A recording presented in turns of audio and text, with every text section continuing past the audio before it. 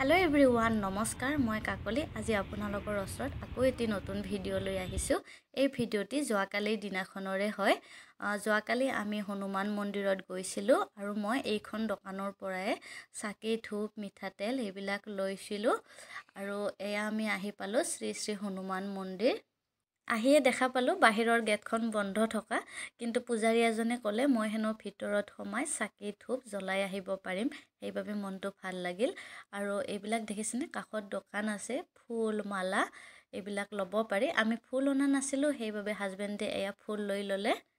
আজি পিছে মই নজনা কথা এটা জানিলো ৰাতিপুৱা 6 বজাৰ পৰা দুপৰীয়া 12:30 লৈহে মন্দিৰ খোলা থাকে আৰু পিছবেলাখন 3 বজাৰ পৰা ৰাতি 10টা বজালৈ মন্দিৰ খোলা থাকে আৰু মঙ্গলবাৰৰ দিনাখন যেহেতুকে আমাৰ মঙ্গলবাৰৰ দিনটো হনুমান বাবাৰে দিন হয় সেইবাবে ৰাতিপুৱা 6 বজাৰ পৰা দুপৰীয়া 1টা বজালৈ খোলা থাকে আৰু পিছবেলাখন 3টাৰ পৰা 10 বজালৈ খোলা থাকে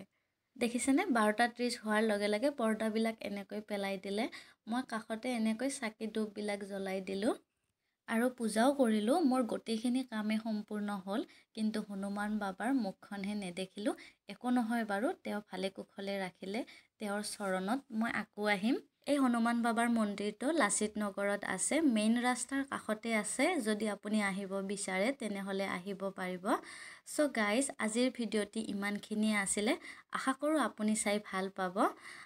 আজিলৈ আহিছো নেক্সট ভিডিওত আকৌ লগ পাম বাই বাই